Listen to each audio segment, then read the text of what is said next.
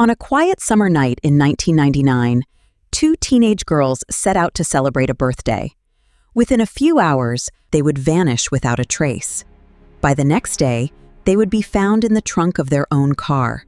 Execution style, no witnesses, no clear suspect, and one piece of DNA that would sit unanswered for nearly 2 decades. This is not just the story of a crime. It's the story of how a killer lived in plain sight, and how one forgotten piece of evidence finally exposed him. It was July 31st, 1999, small southern town of Dothan, Alabama, a place where people knew their neighbors, where late-night drives felt safe, and where nothing like this was supposed to happen. 17-year-old J.B. Beasley was celebrating her birthday that night. She was everything a parent hopes for: smart, responsible, a member of the Honor Society, and someone with a bright future ahead. With her was her best friend, Tracy Hollett, someone who had been by her side for years. Wherever one went, the other followed. That night, around 10:05 p.m., the two girls got into JB's black Mazda and headed toward a birthday party just outside town. It was supposed to be simple: a short drive, a fun night, and then back home. But somewhere along the way, they made a wrong turn. Instead of heading north toward the party, they unknowingly drove in the opposite direction, ending up in a different town altogether, Ozark, Alabama. By 11:35 p.m., they realized something was wrong. Lost, confused, and trying to find their way back, they pulled into a closed convenience store with a payphone outside. Tracy called her mother and calmly explained that they had gotten lost but now had directions and were heading home. Her voice sounded normal. There was no panic, no sign that anything was about to go wrong. Before hanging up, she said something simple, something that would later become heartbreaking. "Mom, I love you. We'll be home soon." That was the last time anyone heard from them. A witness at the store later recalled seeing the girls, calm, polite, just two teenagers trying to find their way home. Nothing unusual, nothing suspicious. But the security camera captured something else that night. A blurry image of a small white pickup truck parked at a gas pump. No transaction, no clear driver, just a vehicle that appeared at the exact same time and then vanished from the story. Minutes later, JB and Tracy drove away into the darkness. They never made it home. The next morning, panic set in. Both families realized the girls hadn't returned. Calls were made, police were notified, and soon the search began. It didn't take long before something was found: a black Mazda parked on the side of a quiet road in Ozark, less than a mile from where the girls had last been seen. At first glance, nothing seemed out of place. The car wasn't damaged. There were no signs of a crash. It looked like it had simply been abandoned. But the closer investigators looked, the more unsettling it became. The doors were unlocked. The window was slightly down. Personal belongings, wallets, cash, jewelry, were still inside. Nothing had been stolen. And yet something was very wrong. For hours, no one opened the trunk. Then finally, nearly 6 hours after the car was discovered, an investigator pulled the release lever. Inside were J.B. Beasley and Tracy Hollett. Both had been shot in the head. In that moment, everything changed. What had started as a missing persons case instantly became something far darker. The kind of case that doesn't just shock a family, but an entire community. But even in those early hours, the crime scene began to tell a story. The girls' clothes were damp. Their shoes were covered in mud. It suggested they had been somewhere else before being killed, somewhere with wet ground, possibly hidden or isolated. There were small signs of struggle, subtle, but enough to indicate that whatever happened didn't happen inside that car. And then came the discovery that would define the case for the next 20 years. Investigators found biological evidence, DNA. At the time, it was considered the strongest lead, a direct link to the killer. But there was one problem. It didn't match. Not in the local system, not in the national database. The person responsible had no criminal record, no prior arrests, nothing that would put their DNA into any system investigators could search. It was like chasing a ghost. And as the days turned into weeks and weeks into months, the pressure grew. The community wanted answers. The families needed justice. Leads were chased, tips were investigated, but nothing stuck. Every direction led to another dead end. Later, something unexpected happened. A man walked into the police station. He claimed he knew what happened that night. His name was Johnny Barentine, a local mechanic who lived near where the car had been found. For a moment, it seemed like the case might finally break open. During hours of questioning, he gave multiple versions of the story, each one more detailed than the last. He described seeing another man, even claimed to have been present during the crime. Police arrested him. The community exhaled. They thought it was over. But it wasn't. Because the more investigators looked at his story, more it fell apart. The details didn't match, the timelines shifted, and most importantly, the DNA didn't match him, or anyone he accused. Eventually, the truth came out. He had made the entire story up, hoping to claim the reward money. Just like that, the case didn't just go cold, it went backwards. And now, investigators were left with the same question they had from the very beginning. Who killed J.B. Beasley and Tracy Hallett? Before we go further, I want to ask you something. Where are you watching this from? Drop your city or country in the comments. It's always interesting to see how far these stories travel and how many people are following them from around the world. With the false confession exposed, investigators returned to the only real lead they had, the DNA. They chased suspects across multiple states, questioned individuals who had been in the area that night, even tracked down people who suddenly left town after the murders. Every single one of them was cleared. No matched, no arrest, no answers. Years passed, then a decade, then nearly 2. The case became a permanent shadow over the town, something people talked about in quiet conversations. A reminder that sometimes the most dangerous situations aren't always caused by strangers passing through. They can sometimes involve someone who has quietly remained years. The person responsible was still living a normal life, waiting, unnoticed, until one breakthrough changed everything. After the false confession collapsed, the investigation entered its most difficult phase, the one no case ever wants to reach. No reliable witnesses and no clear direction forward. The only thing investigators truly had was a single piece of biological evidence, a DNA sample that pointed directly to the killer, but not to a name. It was like having the answer, but no way to read it. Months turned into years. The early urgency faded, replaced by frustration and exhaustion. Detectives followed every possible lead. People who had been near the convenience store that night, individuals who left town, even those with incomplete alibis. Some were questioned multiple times.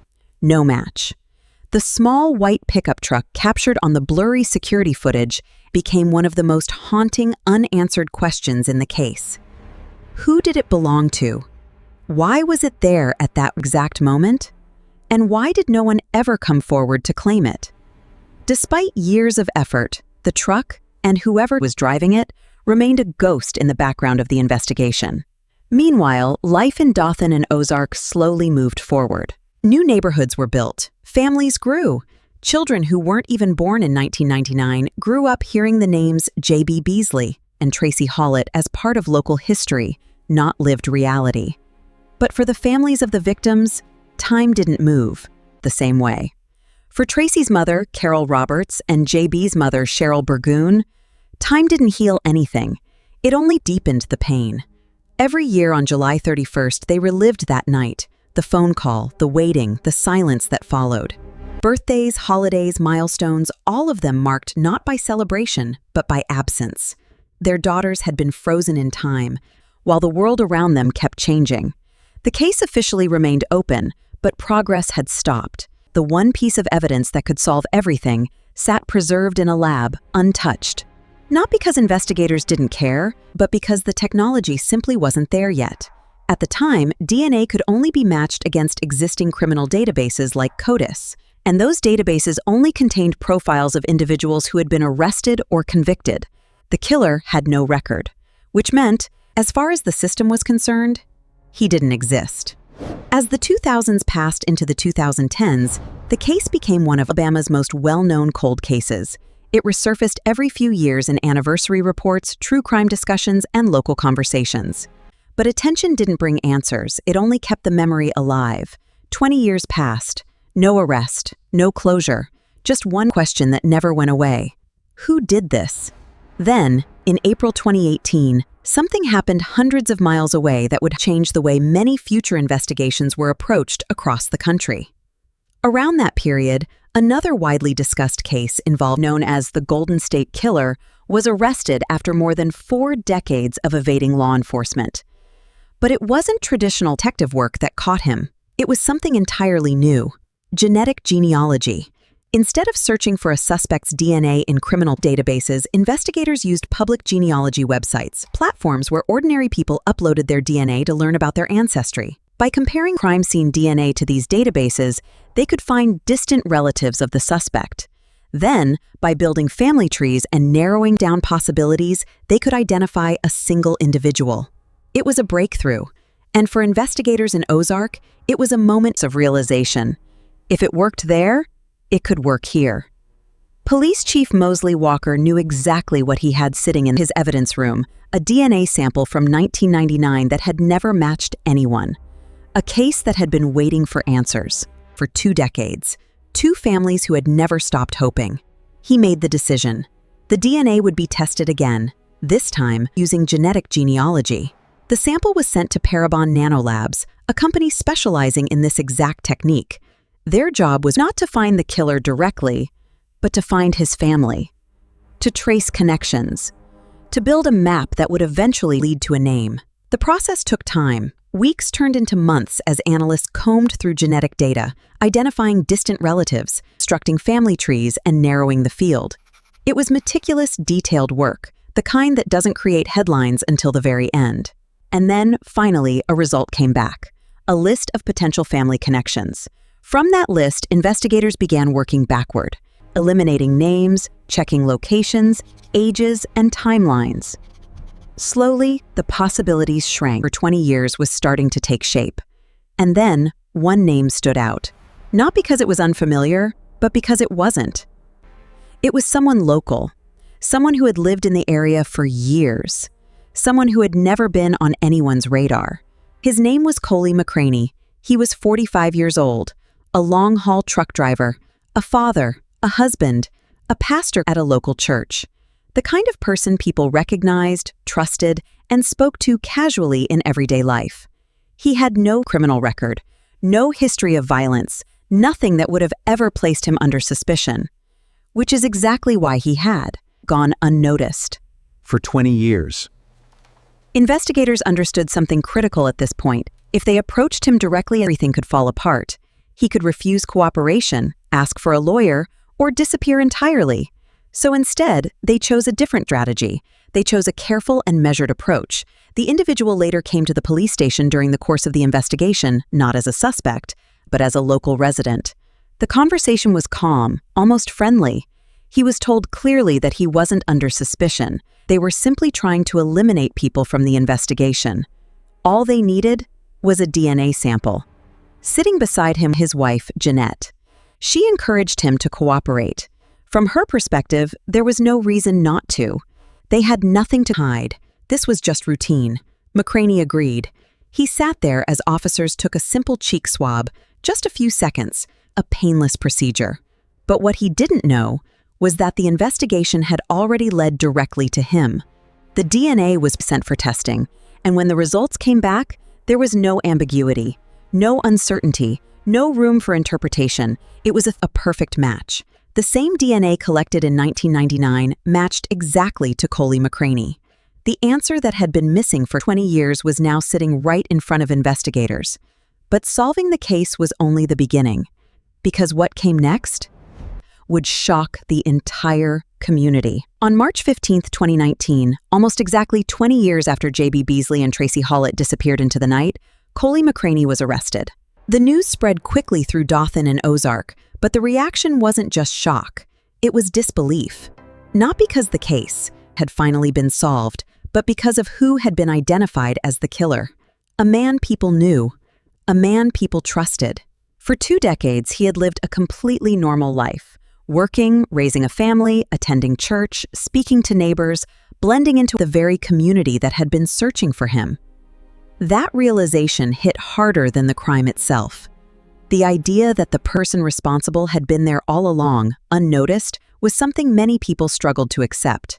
When confronted with the DNA evidence, McCraney denied everything. He claimed he had never met the girls, had no connection to them, and wasn't even in Ozark that night. It was a complete rejection of the evidence, an attempt to separate himself from the one thing that had finally exposed him. The case was no longer built on assumptions or witness accounts. It was built on science, and that science had waited patiently for 20 years. The trial was scheduled, but like many things around the world, it was delayed by the COVID-19 pandemic. Time stretched again, but this time there was a difference. The families weren't waiting for answers anymore. They were waiting for justice. In April 2023, 24 years after the murders, the trial finally began. Inside the courtroom, everything that had been silent for decades was brought back to life. Witnesses testified, evidence was presented, every detail of that night was reconstructed by gradually fitting each missing detail back into place, almost as if time itself had been reversed. This was a major risk. In criminal trials, defendants rarely testify because it exposes them to direct questioning from the prosecution. He chose to speak, and what he said changed everything. For the first time, he admitted he had met J.B. Beasley. But his version of events was completely different from anything investigators had uncovered. He claimed they had met months earlier at a shopping mall, exchanged numbers, and stayed in contact. According to him, the meeting in Ozark that night was planned. He said his truck had broken down, that the girls offered him a ride, and that he and JB had consensual sex before they dropped him off and drove away. He insisted he had nothing to do with their deaths. His explanation was simple. He didn't want his wife to find out about the affair. But the prosecution didn't focus on his words. They focused on the evidence. There were no phone records, no messages, no witnesses who could confirm any prior relationship between him and J.B. Beasley, nothing to support his claim of a planned meeting. In fact, everything pointed in the opposite direction. He's not telling the truth. I know. Nothing here connects the alibi to the facts. The testimony of Marilyn Merritt, the woman at the convenience store, confirmed that the girls were lost, not meeting someone. Tracy's phone call to her mother reinforced that they were simply trying to get home. There was no sign of a rendezvous. No indication they were expecting to meet anyone. Then came the physical evidence, the mud on their shoes, the dampness on their clothes, the location of the bodies. All of it suggested they had been taken somewhere else, forced into a situation they didn't choose. The prosecution laid out a clear sequence of events. After leaving the store, McCraney approached their car, threatened them, but perhaps the most powerful moment of the trial came from someone no one expected: his own wife. Janet McCraney took the stand and testified that her husband had left the house the night of July 31st, 1999, and was gone for a period of time he could never clearly explain. For 20 years, she had trusted him. She had supported him. She had even encouraged him to provide DNA to the police, never imagining what it would reveal. Now, she was sitting in court testifying against him. It was a moment that carried more weight than any piece of physical evidence. Because it showed something deeper than facts. It showed truth breaking through denial. After 8 days of testimony, arguments, and evidence, the jury left to deliberate. For the families, those hours must have felt like another lifetime.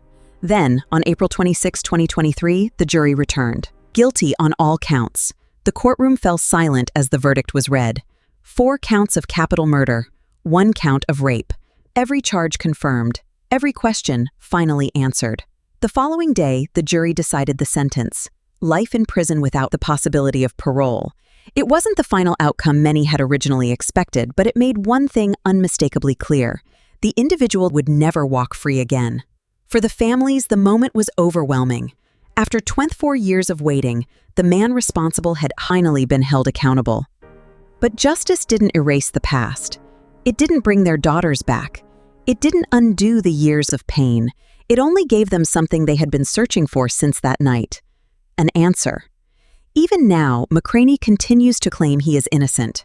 From prison, he has repeated the same statements, denying responsibility, rejecting the evidence, holding on to his version of events. But the case itself tells a different story. A story built on science, evidence, and a truth that waited 20 years to be heard. This case became one of the clearest examples of how genetic genealogy can solve crimes that once seemed impossible. A single DNA sample, preserved for decades, eventually led investigators the right one. And after this case, hundreds of other cold cases across the country were reopened using the same method. Families who had given up hope started receiving calls they never expected. Answers after years of silence. But beyond the technology, beyond the investigation, this story leaves behind something more important: lessons. Always let someone know exactly where you're going. Not just a party, but the location, the people, the plan. If something changes, update them immediately. Use location sharing whenever possible, especially at night or in unfamiliar areas. And if you ever feel something is off, even slightly, trust that instinct. Leave, call for help, get to a safe place. Because danger doesn't always look dangerous. Sometimes it looks completely normal. If this story stayed with you, take a second to subscribe. Not just for more content, but because every time stories like this are shared, they remind people to stay aware, stay prepared, and protect themselves. And sometimes that awareness is what makes the difference between getting home safely or not. Thank you for watching.